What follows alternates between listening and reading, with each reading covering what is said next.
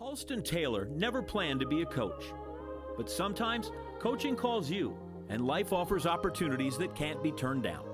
In Taylor's case, he accepted and made the most of them.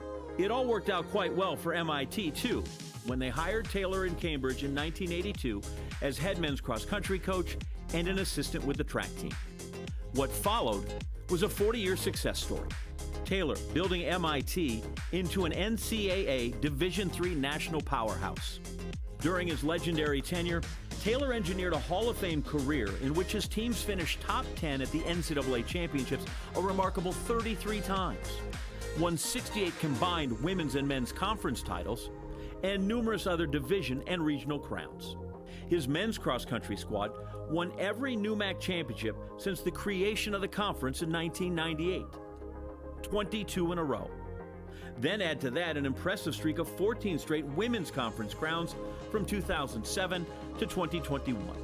The Engineers doubled up men's and women's outdoor track titles in 2007.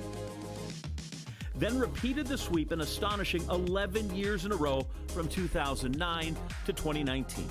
Taylor collected 12 national podium finishes, and his MIT athletes boast 17 individual NCAA titles and more than 350 All-America honors. Halston Taylor's unplanned coaching career is now a Hall of Fame career. Honored tonight as a member of the USTFCCCA's class of 2022.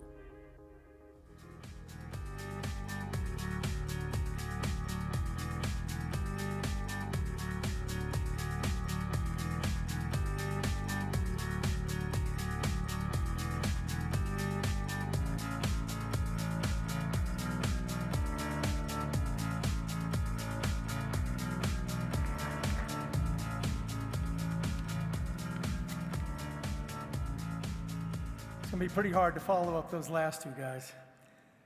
I want to thank you all for being here. I'm incredibly honored to be selected into this very prestigious association. When I look at the coaches who have been inducted before me and those I am joining tonight, I cannot comprehend that I am perceived at their level. So thank you so much for this amazing honor. I owe much of my success at MIT to my wonderful wife, Kathy, who's here tonight, and our children, Spencer and Lexi, who unfortunately were unable to be here tonight. They sacrificed so much of my time with them by sharing me with MIT. Much more than of that time should have been theirs. I appreciate their sacrifice and their support for all those years. What makes this even more rewarding, as was mentioned, is I never planned on going into coaching. In high school, I did football and cross country during the same season, which was a little bit challenging. But my senior year, I decided to just do cross country, and I was dedicated towards winning a state title for the high school. It was a relatively new high school, and no team had won a state title as yet. As I'm training in the summer, and I'm trying to get something going with this, the principal lets me know we're not going to have a cross country team. He says, sorry, but there is no coach. So I thought about it, and I got back in touch with the principal and said, what if I coach? And he said, yes. Now, this is 1972, so liability wasn't on the forefront of people's minds back then. That worked out pretty well. I can tell you that God looks out for fools and children, because I was both, and I survived pretty well that year. Another opportunity while injured at South Carolina, which happened a lot to me, it seemed like, there was starting the women's track and field club, and I was asked if I would coach the middle distance and distance runners. I said, okay, I don't really have anything else to do at this point while I'm injured, and so that was another opportunity. Then my graduate time at UMass Amherst, a friend came up and said, we need someone to coach this high school team, would you be available? So I said, I've got some time in the afternoons, I could do that. And so I ended up doing that. And while I was contemplating, do I go for my PhD in exercise physiology or do I do something else, I was walking down the hallway and for the first time looked at the career board. And there was an ad there for a coach at MIT for track and head coach of cross country for men and assistant track and field. I applied and I got it, and there you go. So, you know, it was never a plan, but it certainly worked out. I was certainly not the best coach, particularly in my early years. Despite my education, it took me far too long to fully incorporate recovery and sleep and just trying to keep my athletes healthy.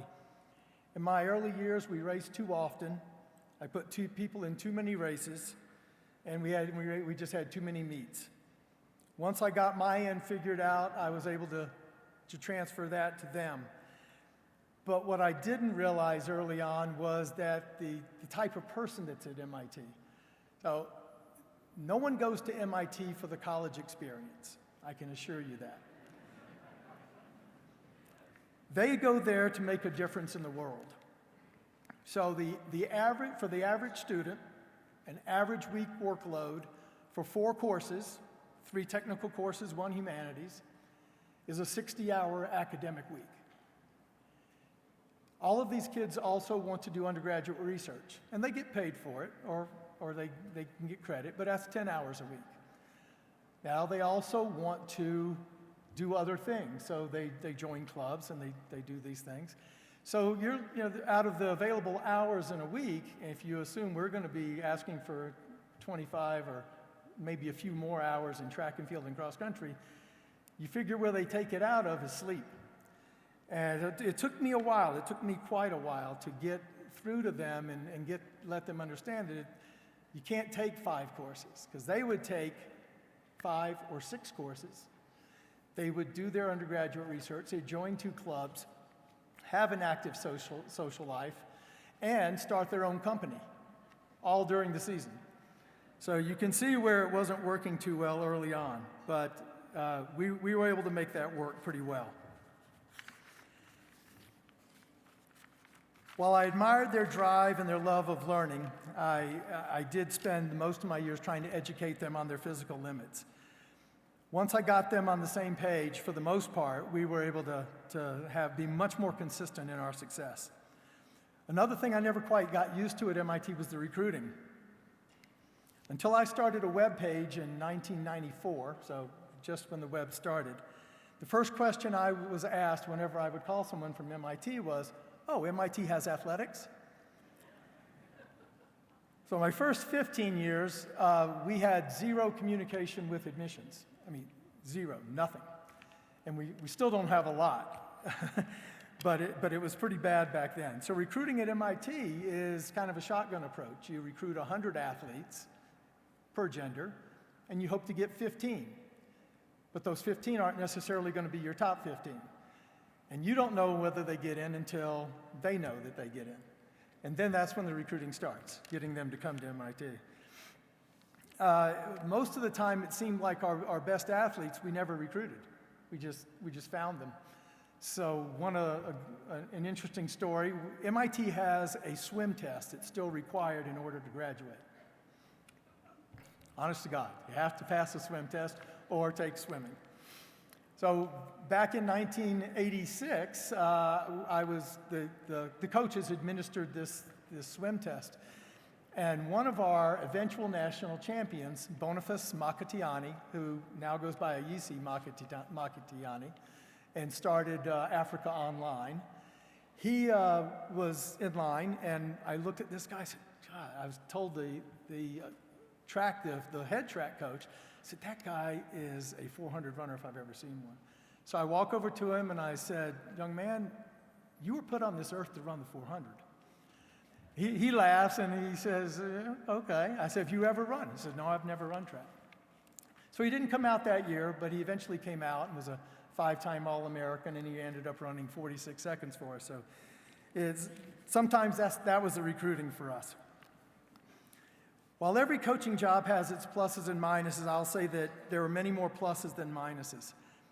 There was never another position that I interviewed for or was interested in that would have taken me away from MIT. I had excellent assistant coaches along the way. Fletcher Brooks, who some of you probably know now at UPenn, he took over our women's program for 3 years before we combined the programs. He brought that program to a high level in a very short time, and he showed me what hard work was. I thought I worked hard till I saw him, and that certainly made me a much better coach. Nicholas Davis, currently the head women's coach at UW La Crosse, he was a jumps coach for me, and he showed me what extraordinary passion looked like. Again, I thought I was passionate until I hired Nicholas. Finally, the greatest part of coaching at MIT, and the one thing I miss the most, are the student athletes. They helped me become a better person and a better coach. Without their buy-in, their passion, their extraordinary commitment, I would have achieved very little. So again, thanks to all of you for being here tonight.